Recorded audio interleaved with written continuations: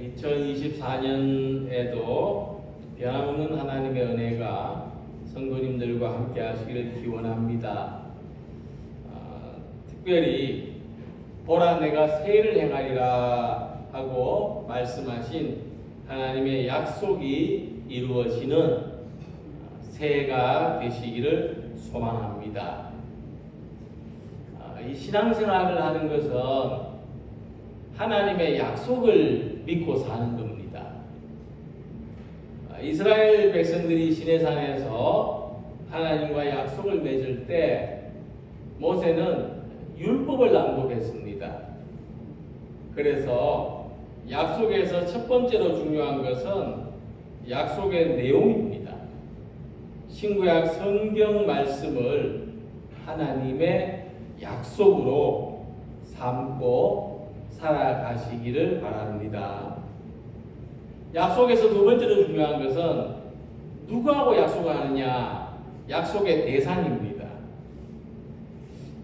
모세는 율법을 지키는 것으로 구원의 하나님과 약속을 했고, 하나님은 이제 예수 그리스도를 통해서 믿음으로 얻는 구원의 약속을 우리들하고 하셨습니다.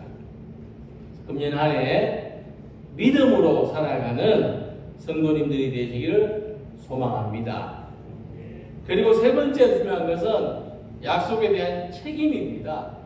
약속만 한다고 중요한 것이 아니고 약속을 책임 있게 지키는 게 중요한 거죠. 하나님을 믿는 우리들에게는 약속에 대한 책임이 있습니다. 고린도후서 1장 20절 말씀에 하나님의 약속은 얼마든지 그리스도 안에서 예가 되니 그런즉 우리가 그로 말미암아 우리가 아멘하여 하나님께 영광을 돌리게 되느니라고 했습니다. 하나님의 약속은 그 약속을 믿는 사람에 의해서 이루어집니다. 그 약속에 아멘하는 사람을 통하여 하나님의 약속이 이루어지는 것입니다. 그래서 하나님의 말씀을 우리들을 향한 축복의 말씀으로 믿고 아멘으로 응답하며 살아가시기를 소망합니다. 우리가 이 아브라함을 믿음의 조상이라고 하는데 믿음은 약속이라고 했습니다. 그래서 아브라함을 또한 약속의 조상이라고 부를 수가 있습니다.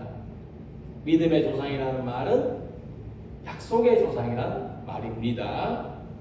자, 그러면 왜 아브라함을 약속의 조상이라고 부르는가 하면 아브라함으로 말미암아 하나님하고 우리 사이에 새로운 약속이 탄생하기 때문입니다. 이 아브라함의 약속은 어떤 거냐 하면 하나님의 명령하고 우리의 응답이 만나는 약속입니다. 하나님은 우리에게 명령하시고 우리는 여기에 아멘하는 이 만남이 아브라함의 약속입니다. 하나님의 약속이 있기 전에 사람들은 어떤 자기 삶을 어떻게 이해했는가 하면 자기가 겪는 불행의 원인을 다른 데서 찾았습니다. 환경이나 다른 사람들, 심지어 하나님을 불행의 원인으로 삼기도 했습니다. 환경 탓을 하고 다른 사람 탓을 하고 심지어 하나님 탓도 했다는 거죠. 근데 아브라함이 하나님과 약속을 맺었다는 것의 의미는 이제 우리 삶의 행복과 불행은 다른 사람 탓이 아니라 환경 탓이 아니라 우리에게 달려있다는 겁니다. 하나님의 약속에 얼마나 성실하게 살아가느냐에 따라서 행복과 불행이 달려있게 된 겁니다. 그래서 우리가 이 약속이 있기 때문에 우리가 책임 있는 존재로 살아가는 겁니다. 내가 나의 행복과 나의 불행에 책임을 가지고 살아가는 겁니다. 이것이 아브라함이 하나님하고 맺은 약속입니다. 유대인들의 유머 중에 이런 이야기가 있습니다. 코헨이라는 랍비가 성경을 가르치면서 마빈이라는 학생한테 이런 질문을 했습니다. 마빈, 누가 여리고 성벽을 무너뜨렸는지 대답해 볼래? 그자 마빈이 대답했습니다. 선생님, 그건 제가 한 거 아닌데요.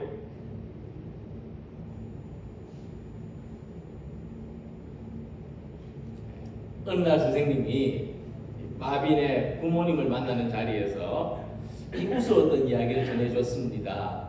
제가 마빈한테 누가 여리고 성벽을 무너뜨렸냐 물어보니까 요수아가 그랬어요 하고 말하는 게 아니고 제가 안 그랬는데요 그러더랍니다. 그러니까 이 마빈의 부모가 이야기를 듣더니만요 화를 내면서 그래요. 아니 선생님, 우리 애가 안 했다면 안 한 겁니다. 이 유머는요 무슨 이야기를 해주냐 하면은 우리가 피해자의 문화 속에 살고 있다는 이야기를 해주는 겁니다. 피해자의 문화 속에 사는 사람들은 마빈이나 마빈의 부모처럼 모든 일에 대해서 방어적인 자세가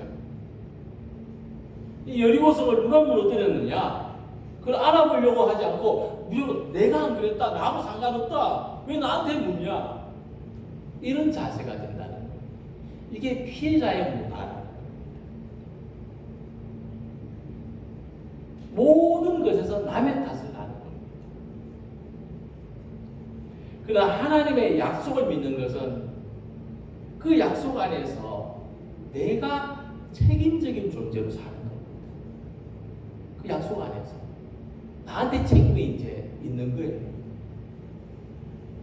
그래서 새해는 우리가 어떤 일이 있을 때에 다른 사람을 원망하기보다 피해자의 삶을 선택하기보다 하나님을 믿는 믿음으로 공동체 안에서 세상 속에서 내가 할 수 있는 일을 책임 있게 감당하며 살아가는 모든 성도님들이 되시기를 소망합니다.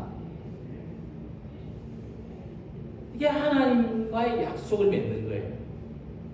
내가 책임지며 살아가는 거. 내가 하나님과의 약속에 대한 책임을 진다는 거예요. 그래서 오늘 함께 그 말씀을 보면 아브라함과 언약을 맺으신 하나님, 또 예수 그리스도를 통해서 우리 각 사람들과 믿음의 관계를 맺으신 하나님은 어떤 분이신가? 우리가 어떤 분하고 약속을 맺었냐 이런 말입니다. 우리가 사소한 약속을 하더라도 느낌이 안 좋은 대상이잖아요. 호감이 안 가는 대상. 그러면 약속할 때 편하겠어요? 걱정되겠어요? 왠지 이 사람이 뭔가를 속일 것 같이 생겼다 이러면 걱정되겠죠. 그렇죠? 약속을 맺는 대상이 중요한 거예요. 약속의 내용보다 약속의 대상이 사실 중요한 거예요. 우리가 그래서 아주 신뢰하는 사람은 그죠? 내용도 안 보고 약속하잖아요. 신뢰하는 사람은. 내용이 뭐 중요해요? 믿는데. 하나님 어떤 분이시냐? 우리하고 약속 맺는 하나님 어떤 분이시냐? 1절에 나는 전능한 하나님이라 하셨어요. 이 말씀은 우리에 대한 하나님의 책임을 이야기해 주시는 거예요. 약속은 서로 책임이 있는 건데 우리에 대한 하나님의 책임은 뭐냐? 나는 전능한 하나님이다. 이게 하나님의 책임이라는 거예요. 하나님은 우리들을 책임져 주십니다. 하나님하고 약속한 우리들을 책임져 주시는데 어떻게 책임져 주시냐? 전능하심으로 책임져 주신다는 말입니다. 이 전능이라는 것은 못하는 것이 없다는 뜻이고 하나님이 우리하고 약속한 우리의 모든 것을 책임져 주신다는 거예요.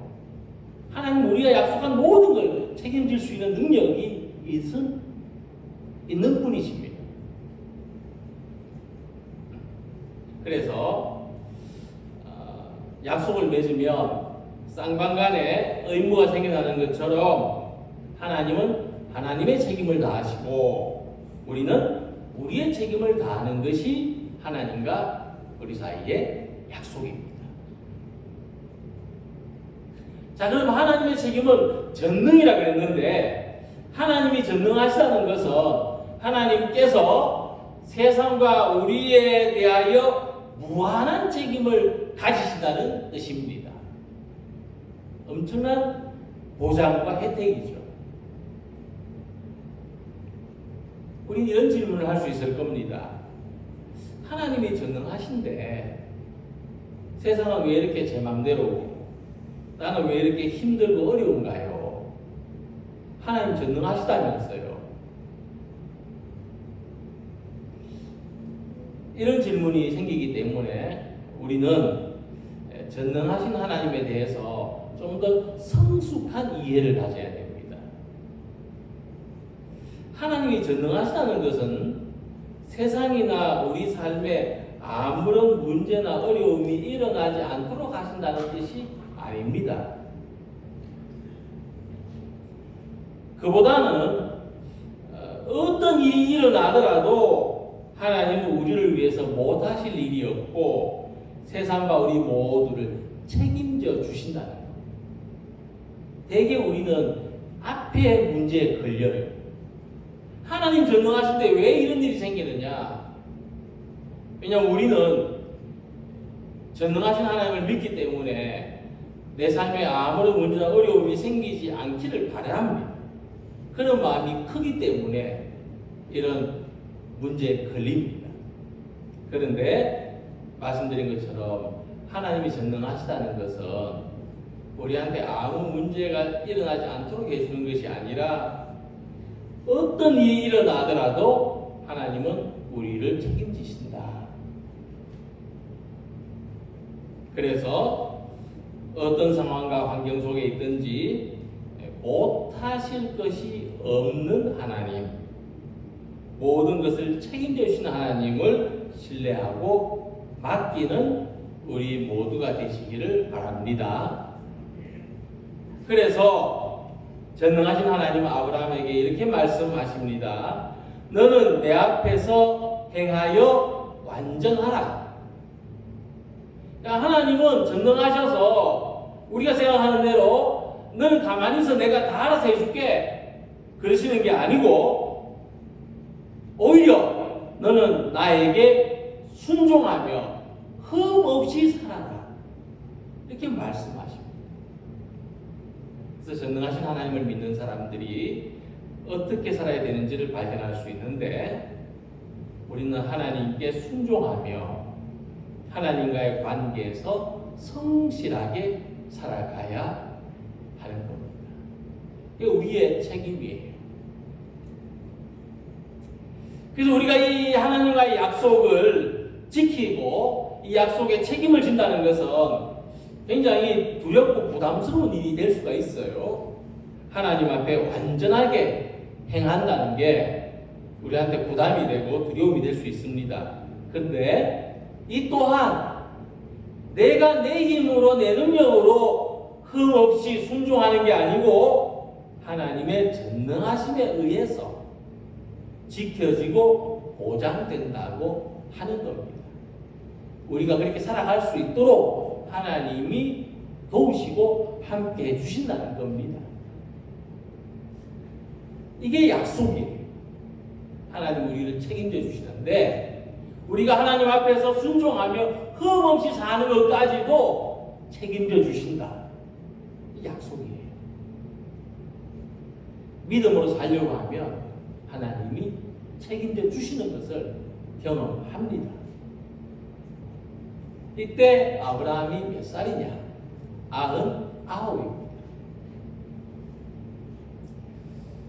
99입니다. 잘 알려지지 않은 노래 가운데 나이 서른의 우린이라는 노래가 있습니다. 나이 서른의 우린.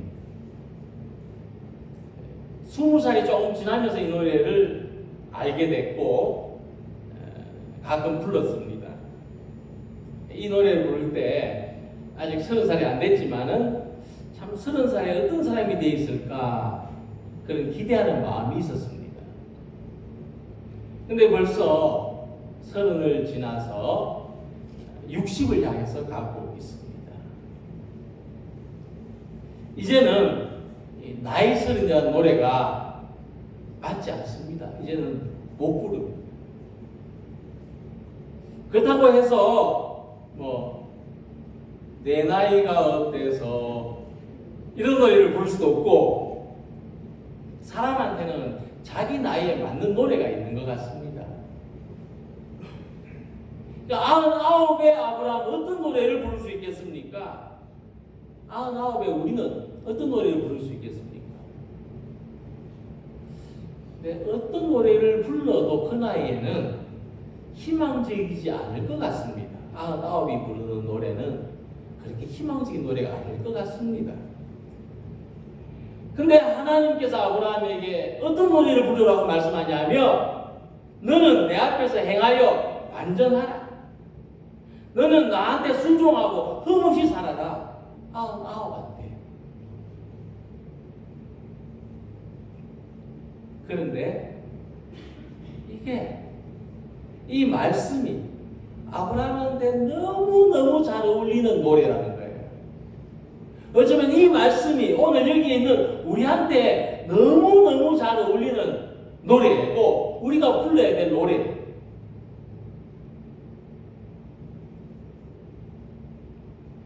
아흔아홉 된 사람이 하나님 앞에 순종하고 흠없이 사는 것 얼마나 보기 좋고 아름답습니까? 얼마나 위대하고 훌륭합니까? 이런 노래를 불러야 된다. 이런 삶을 살아야 한다는 거예요. 그럼 어떻게 이렇게 살 수 있느냐? 하나님은 전능하시다.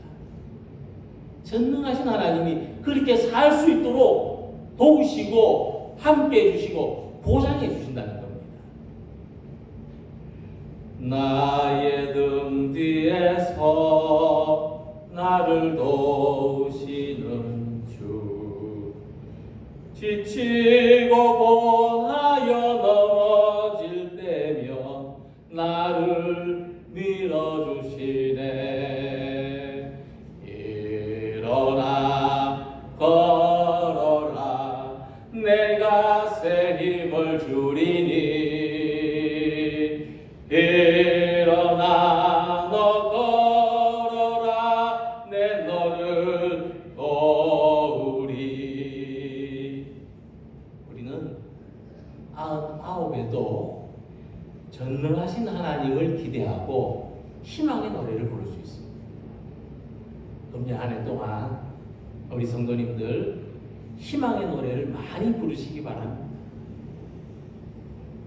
2024년 새해를 지내는 동안 믿음 안에서 희망을 노래하며 살아가는 우리 모든 성도님들이 되시기를 소망합니다. 전능하신 하나님께서 아브라함에게 하신 약속은 크게 번성하리라, 번성하게 하리라 하는 말씀입니다. 내가 내 언약을 너와 나 사이에 두어 너를 크게 번성하게 하리라.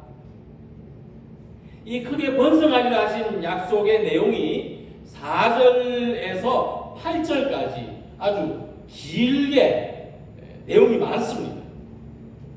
그래서 우리 모두가 아브라함처럼 크게 번성하는 삶, 영웅적인 축복을 받는 삶을 소망합니다.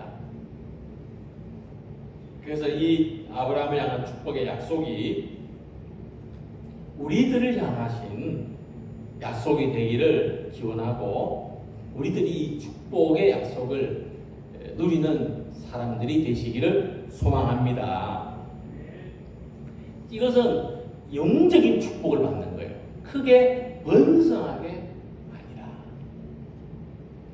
엄청난 축복이죠. 이런 축복을 받는 사람은 사실 따로 있는 거예요. 크게 번성한 축복을 받는 사람은 따로 있다는 거예요. 유대인 랍비 조나단 삭스라는 사람이 창세기를 해석하면서 아브라함을 영웅이라고 표현했어요. 근데 그냥 영웅이 아니고 새로운 형태의 영웅이라고 했어요. 아브라함은 새로운 형태의 영웅이다. 왜냐하면 그 다른 사람들과는 다르게 모범적인 미덕을 가진 영웅이었다 이 말입니다. 그러니까 아브라함은 나그네들을 환영하고 음식을 제공했습니다. 다 아시는 내용이죠. 일반적인 영웅들은 이런 거 안 하죠. 이런 거 좀 사소하게 보이는 거, 좀 이런 구질구질해 보이는 거, 이런 거 하지 않죠. 깔끔하잖아요. 근데 아브라함은 나그네들을 환영하고 수발을 들고 음식을 대접해요. 조카 롯을 구하기 위해서 싸움터에 나갑니다. 그 롯이 어떤 조카입니까? 아브라함은 등지고 지살길 찾아갔는데 그래 가가지고 지금 고생을 아주 죽도록 고생하고 있는데 그 롯을 구하기 위해서 싸우러 나가요. 타락한 도시 소돔과 고모라를 위해서 기도합니다. 하나님 앞에 사정해요. 하나님 이렇게 하면 안 되겠습니까? 하나님 저렇게 하면 안 되겠습니까? 우리가 볼 때 이랬다 저랬다 하는 것 같아 보이는데 아브라함은 그렇게 정말 하나님 앞에 매달리고 기도해요. 아주 선량하고 마음씨 좋은 이웃의 모습을 보여줍니다. 그는 전쟁에서 얻은 것을 하나님께 희생제물로 드립니다. 그 전리품을 가지고 자랑하고 내가 이제 크게 부자가 됐다 성공했다고 하지 않고 그대로 하나님께 드려요. 그는 자기가 이룬 성과에 겸손한 사람이었습니다. 이거는 하나님의 은혜로 얻은 것이 이건 내 몫이 아니야. 심지어 하나님의 말씀에 순종하여서 독자 이삭까지 제물로 드리려고 했습니다. 하나님을 가장 소중한 분으로 섬기는 믿음의 본을 보였습니다. 사람들이 생각하는 영웅은 어떤 사람입니까? 초인적인 힘이나 능력을 발휘해서 모든 문제를 단번에 해결하고 크게 번성한 업적을 세우는 사람이 영웅입니다. 우리도 그런 영웅 하나씩 우리 마음속에 품고 있지 않습니까? 참 누구처럼 저라면 좋을 텐데 내 이런 신화적인 영웅이 아니라는 겁니다. 아브라함은 참 평범해요. 그냥 일상적인 모습이에요. 하지만 그것이 옳기 때문에 옳은 일을 하는 사람이었다. 이런 사람은 누구나가 이 시대에 영웅으로 살아갈 수가 있다는 겁니다. 하나님은 이런 사람에게 크게 번성하는 복을 약속하셔요. 이 약속은 어떤 약속이냐면 여러 민족의 아버지가 되게 하시는 약속입니다. 그런데 이 아브라함은 아들도 없고 자식도 낳을 수 없어요. 그래서 이 아브라함은 조카 롯을 아들처럼 대했어요. 아브라함이 형님의 아들을 데리고 가나안 땅에 왔어요. 그는 얘를 자기 상속자로 삼겠다는 거예요. 형님의 아들. 그런데 아브라함의 기대와는 다르게 롯은 악한 사람들이 사는 땅으로 떠나갔어요. 그냥 올 때까지는 따라와 놓고는 와서는 더 좋은 데가 있으니까 가버렸어요. 상속자 이런 거 필요 없으니까 난 저기서 얼마든지 잘 먹고 잘 살 수 있으니까 이만 빠이빠이예요. 롯의 아버지가 되려고 했는데 아브라함의 뜻은 꺾이고 말았습니다. 그 다음에 아브라함이 누가 있나 보니까 자기 집에 일하는 엘리에셀 다메섹 사람 엘리에셀 종이 있었는데 이 종을 상속자로 삼으려고 했어요. 뭐 다른 선택을 할 게 있었어요. 근데 하나님은 기뻐하지 않으셨어요. 아브라함에게서 태어날 아들이 상속자가 될 것이라 하셨어요. 두 번째 계획이 좌절됐어요. 그래서 세 번째로 아브라함은 사라의 여종 하갈과 사이에서 얻은 이스마엘을 상속자로 삼으려고 했어요. 비록 사라에서 나온 아들이 아니지만은 이 여종의 아들을 상속자로 삼으려고 했는데 이 하갈마저도 사라와 갈등을 일으키고 이스마엘을 데리고 떠나버렸어요. 세 번째도 이루어지지 않았어요. 영웅의 삶이 너무 초라하지 않습니까? 되는 게 없어요. 그런데 하나님은 아브라함과 사라 사이에서 자녀가 태어나게 해주시고 그들에게 믿음과 인내의 시간을 거친 후에 이 약속이 이루어지도록 하셨습니다. 이삭을 낳은 거죠. 하나님의 약속은 즉시 이루어지지 않습니다. 그래서 믿음은 뭐냐 하면 하나님의 약속을 믿고 인내하는 능력이에요. 인내하는 능력이 강한 사람이 믿음이 강한 사람이에요. 그러니까 우리는 몇 번이나 계획이 좌절되는 실망을 경험하면서도 지금의 내 현실하고 바라는 것 사이에 간격이 너무나 멀다는 것을 알면서도 하나님에 대한 기대를 포기하지 않는 것이 믿음입니다. 그래서 하나님의 축복은 아브라함같이 평범한 삶 속에서도 중심을 보시는 하나님 앞에서 믿음으로 인내하는 사람에게 주어지는 삶의 결론입니다. 우리 인생의 결론이 축복이 되시기를 소망합니다. 참 복되게 살았다 할 수 있는 우리 모두가 되시기를 바랍니다. 2024년도에도 그래서 참 복되게 살아가는 우리 모두 하나님께서 크게 번성하게 하리라는 축복의 약속이 이루어지는 우리 모두가 되시기를 소망합니다. 그리고 하나님은 아브라함에게 너와 내 후손이 되리라, 내 후손의 하나님이 되리라 하고 약속하십니다. 내가 내 언약을 너와 너 및 내 대대 후손 사이에 세워서 영원한 언약을 삼고 너와 내 후손의 하나님이 되리라.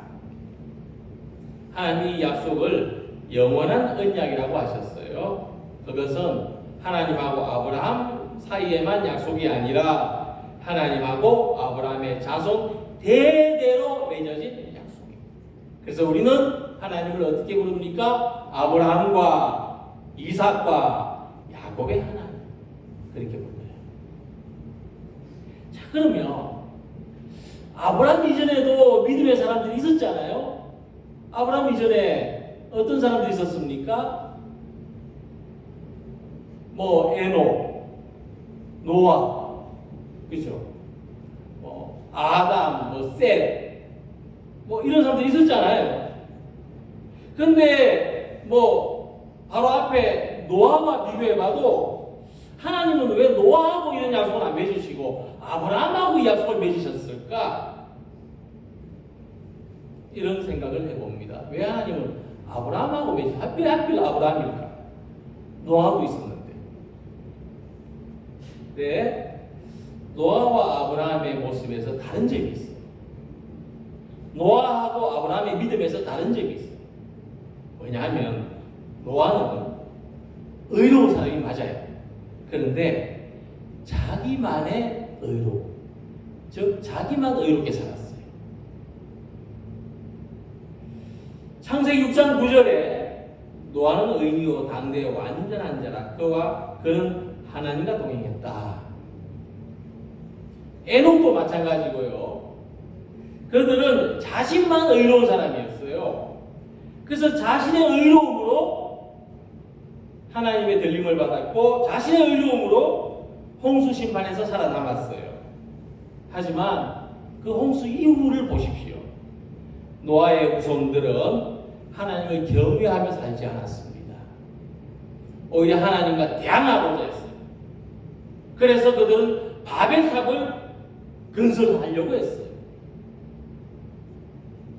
노아는 하나님 보시기에 의로운 사람이었을지라도 노아의 후손들이 하나님을 경외하며 살아갈 수 있도록 하나님과 계약을 맺는 데는 실패했어요.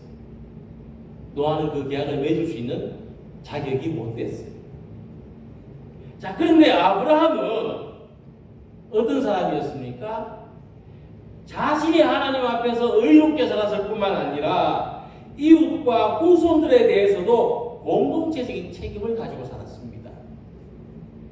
형제도 아니고 가족도 아닌 소돔 사람들을 위해서까지도 기도했어요.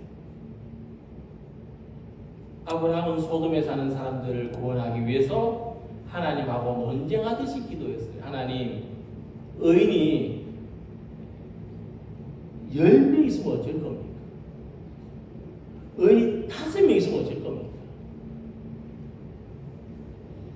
여기서 우리는 하나님이 나의 하나님이 되신다는 뜻이 뭔지를 진정한 의미를 생각해 볼 수가 있어요.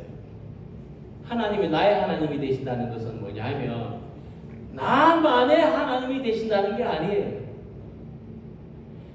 나만 하나님, 내 편만 들어주는 하나님, 나만 잘되게 해주시는 하나님이 아니에요. 하나님이 나의 하나님이 되신다는 것은 뭐냐 하면 나를 통해서 하나님을 알지 못하는 이웃들, 우리 후손들에게도 하나님이 되신다는 거예요. 나를 통해서. 우리는 이 언약의 중보자가 되는 것이고 하나님 우리와 이 영원한 약속을 맺으신 겁니다. 하나님이 나의 하나님이 되시는 것은 하나님을 믿지 않는 다른 사람들을 혐오하거나 내시하는 것을 의미하는 것이 아닙니다. 하나님 믿지 않는 사람들에게 벌이나 심판이 임하는 것을 바라는 것이 아니라 그 반대로 소돔을 위해서 기도했던 아브라함 같이 이웃과 세상에 대해서 공동체적인 책임을 지는 겁니다. 내가 하나님을 믿는 내가 내 이웃에 대해서, 내 교회에 대해서, 내가 사는 세상에 대해서 책임을 가지고 그것이 하나님을 나의 하나님으로 믿는 겁니다. 그래서 이 시대가 악한 것이 세상 탓이 아니고 세상을 위해서 기도하고 믿음으로 살지 못한 우리의 책임이라서 의식하고 이웃과 세상을 위해서 기도하는 겁니다.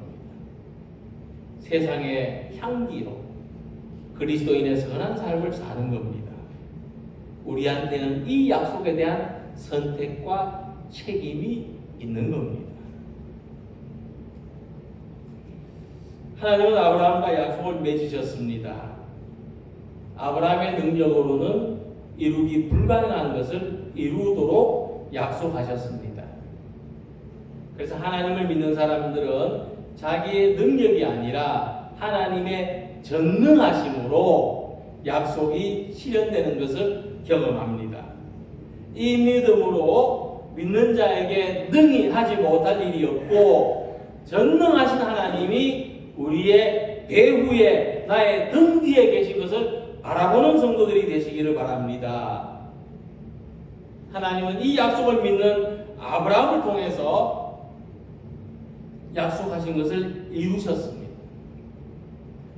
하나님의 약속에 대한 책임을 가지고 세상과 가족, 교회를 위해서 기도하고 간구하는 성도들이 되시기를 바랍니다.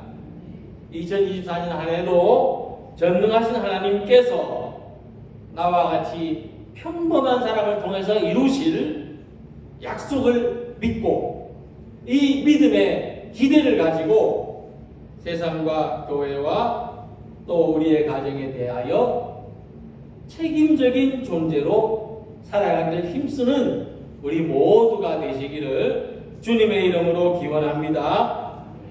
기도드리겠습니다.